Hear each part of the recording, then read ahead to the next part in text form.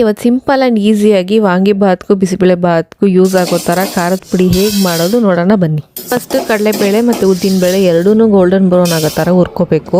ಆಮೇಲೆ ಧನಿಯಾನ ಒಂದು 3 ಮಿನಿಟ್ಸ್ ಹುರ್ಕೋಬೇಕು. ಆಮೇಲೆ ಚಕ್ಕೆ ಲವಂಗ ಜೀರಿಗೆ ಒಂದು ಸ್ವಲ್ಪ ಅನಾನಸು ಹಾಕ್ಕೊಂಡು ಹುರ್ಕೋಬೇಕು. Last but not the least ಖಾರದ ಮೆಣಸಿನ್ಕಾಯಿ ಬ್ಯಾಡಗೆ ಮೆಣಸಿನ್ಕಾಯಿ ಹುರ್ಕೋಬೇಕು.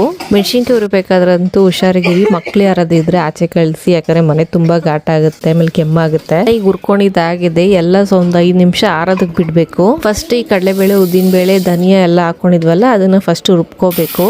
ಕಾಳುಗಳೆಲ್ಲ ಫಸ್ಟ್ ತರ್ತರಿ ಹಿಂಗೆ ರುಬ್ಬಿಟ್ಕೊಳ್ಳಿ. ಆಮೇಲೆ ಮೆಣಸಿನ್ಕಾಯಿನ ಹಾಕೊಂಡು ಒಂದ್ಸಲ ಗ್ರೈಂಡ್ ಮಾಡ್ಕೊಳ್ಳಿ. ಈಗ ಮೆಣಸಿನ್ಕಾಯಿ ಜೊತೆ ಆಗ್ಲೇ ಕಾಳುಗಳು ರುಬ್ಬಿಟ್ಕೊಂಡಿದ್ವಲ್ಲ ಎರಡೂ ಮಿಕ್ಸ್ ಮಾಡಿ ಇನ್ನೊಂದ್ಸಲ ಮಿಕ್ಸಿ ಮಾಡ್ಕೊಳ್ಳಿ. ನೀಟಾಗಿ ರುಣ್ಣಗೆ ರುಬ್ಕೊಳ್ಳಿ. ಈ ಥರ ನೀಟಾಗಿ ನೈಸಾಗಿ ರುಬ್ಬಿಟ್ಕೊಳ್ಳಿ. ದಿನ ಒಂದು ಬೌಲಿಗೆ ಟ್ರಾನ್ಸ್ಫರ್ ಮಾಡಿಕೊಂಡು ನೀಟಾಗಿ ಇನ್ನೊಂದ್ಸಲ ಮಿಕ್ಸ್ ಮಾಡಿ ಇಟ್ಕೊಂಡು ಅದನ್ನ ಆರೋದಕ್ಕೆ ಬಿಡಿ. ಇದು ಆರದ ಮೇಲೆ ಒಂದು ಕಂಟೈನರ್ಗೆ ಹಾಕಿ ಇಟ್ಕೋಬಹುದು ನೀವು. ನಮ್ಮ ಮನೇಲಿ ವಾಂಗಿಭಾತ್ಗೆ ಬಿಸಿಬೇಳೆ ಭಾತ್ಗೆ ಎರಡಕ್ಕೂ ಇದೊಂದೇ ಪುಡಿನೇ ಯೂಸ್ ಮಾಡೋದು. ಅಂಗಡಿಲಿ ಸಿಗೋ ರೆಡಿಮೇಡ್ ಪೌಡರ್ ಯೂಸ್ ಮಾಡೋಕ್ಕಿಂತ ಮನೇಲಿ ಈಸಿಯಾಗಿ ಸಿಂಪಲ್ ಆಗಿ ಮಾಡ್ಕೋಬಹುದು. ಬ್ಯಾಚುಲರ್ಸ್ ಕೂಡ ಈಸಿಯಾಗಿ ಮಾಡ್ಕೋಬಹುದು. ವಿಡಿಯೋದಲ್ಲಿ ವಾಂಗಿಭಾತ್ ಗೊಜ್ಜು ಹೇಗೆ ಮಾಡೋದು ಅಂತ ತೋರಿಸ್ತೀನಿ. ಹಾಗೆ ನನ್ನ ಫಾಲೋ ಮಾಡೋದು ಮರಿಬೇಡಿ.